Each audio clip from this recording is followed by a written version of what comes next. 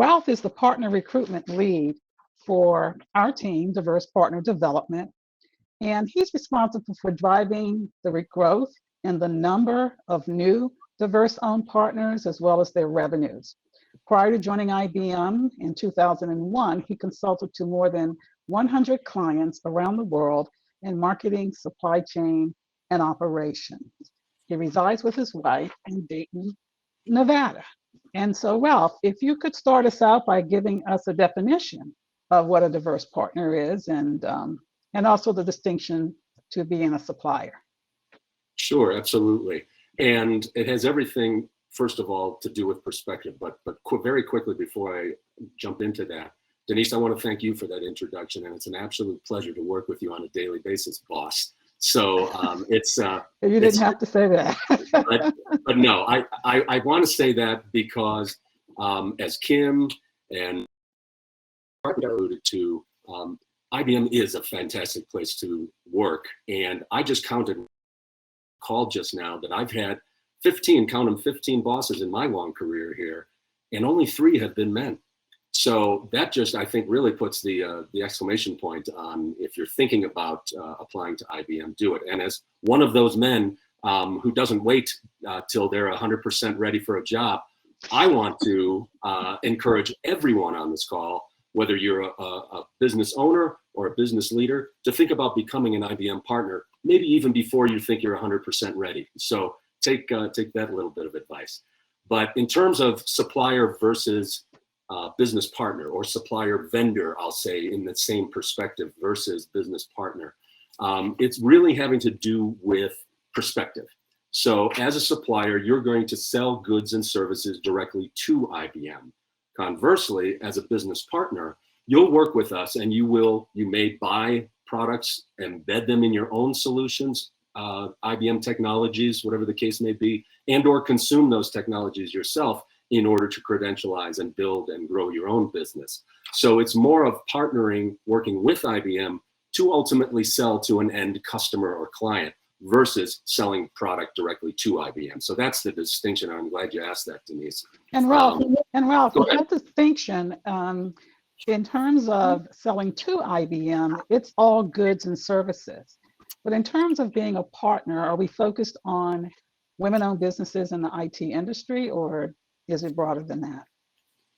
Number one, it is broader than that. The natural expectation is to be an IT business, and that is literally a no-brainer. There is no reason not to become a partner of IBM. And when you think about going into, if you are a business owner, a business leader, and you go into a prospective client, a prospective customer, it will always help and aid in the conversation to say, by the way, IBM partners with our organization. So I think it makes a lot of sense to see how you build your business and how you build your partnership with IBM. So whether that's embedding your products like I talked about, that's one way to do it. We called it a build partner if you do that. Whether it's implementing and deploying IBM technologies with your own services, that would be a service type of partner relationship. And you can be all 3 of these, you can have a sell relationship where you sell IBM products and or services to an end customer or client. So there's at least 3 ways, and you can be all 3 of those. And by the way, before I forget, it's joining IBM's partner world ecosystem is not mutually exclusive to any other partnerships that you may have with other companies, by the way. So if anything, it'll even enhance your presence more by joining IBM's ecosystem of thousands of partners globally, in addition to that. So it makes a lot of sense to explore that. And I'll put my contact info in the chat when we're done here. And so are there business partners that are also suppliers and vice versa to IBM? No question about it, Denise. You can be everything that your business model or your to-be business model would want to become. And so if you are currently an IBM supplier providing your goods and services to IBM, I can't think of a reason why you wouldn't want to also be a partner, and vice versa, to be quite frank. So you can leverage the consumption of your goods and services as well as IBM's goods and services to help us mutually grow together and become a stronger organization. One way to do that is to leverage the IBM partner marketplaces And that is a number of different marketplaces from external organizations, also partners, mainly distributors, but there's also one from Red Hat, which IBM acquired a couple years back. And there is a separate Red Hat marketplace, cloud marketplace, to leverage your kinds of technologies and capabilities and really fill in any gaps of capabilities that your organization may have, as well as working with different distributors like Arrow, Ingram Micro, TD Synnex, also known as Tech Data. You can really leverage those kinds of organizations to truly take advantage of the products you sell and or the reselling opportunities that you have in your own marketplace. So I want to make sure that everyone is aware that there are no prerequisites. There's no previous relationship with IBM that's required to become a partner. Any type of business partner is eligible for these cloud marketplaces, by the way. Easy, painless to sign up. Joining Partner World at IBM's ecosystem, there is no cost to do that.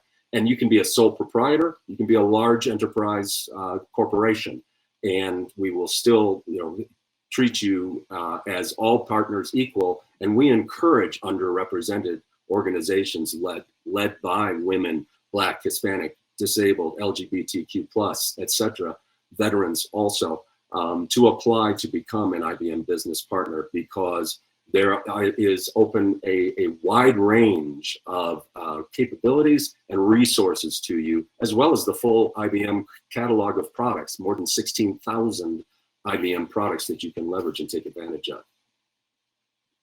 So I mentioned that as part of the team that we are responsible for recruiting and increasing the number of diverse-owned business partners, including women. Are there a few initiatives that are under development that you can speak with the folks on the phone who own their own businesses in technology? Sure, absolutely. Amongst some of the benefits that IBM offers to our IBM Partner World members are things that help you leverage the benefits even more, bundling them in other words. And so you can take advantage of an IBM partner package that includes very big discounts on cloud credits. It includes some of the training and credentialization that so many of our partners value also. So if you need skills on your team, we have industry standard courses that you can earn vouchers for to discount the cost of taking and getting certified in specific technologies. Also, highly recommend exploring that. In fact, there's several partners, Denise, who don't actually sell with us or don't take our technologies and embed them in their own technologies, but they'll use IBM's Partner World as a springboard to credentializing their businesses first to get those industry accepted standards and technical certifications, and then be able to sell from there. Conversely, there's other opportunities to take advantage of those discounts that we're offering as part of our diverse partner initiative for our underrepresented business partners to get discounts on many of those different benefits, different capabilities that you can acquire. So whether it's a partner package of cloud discounts, certification discounts, etc., co-marketing is another one. So we jointly share the expenses, 50-50, of marketing your organization to your audience. So a lot of things to take advantage of for sure. Thank you so much, Ralph. And Ralph will also be around this afternoon in the breakouts. So apologies, I'm on the East Coast. I keep saying afternoon. I'm sorry, late morning with the breakouts. So in closing, Ralph, I did not ask you the question, what's something you believed earlier in your career, but think about differently now. If you could give us a quick answer, and then we'll be closing out the session. That sounds good. Well, listening to the other speakers also made me think about early in my career, I thought the number of contacts, business contacts, was critical. In fact, since I've spent most of my 40-plus year career in sales and marketing, I have more than 40,000 contacts, and it quickly became apparent that not all of these contacts are quality contacts, bottom line. So whether you're pushed to get a number of followers on Twitter or LinkedIn or whatever the case may be, don't be too impressed by the number. Think more about the quality and the value for people in adjacent industries, adjacent companies, etc., that you can leverage knowledge from and really begin to collaborate with your contacts rather than just building up the number. So thank you, Ralph, and thank you, Women in Cloud, for offering us this opportunity to have this panel this morning. And I'm going to turn the program over to whomever's next. Thank you so much, Denise. Thank you to our lovely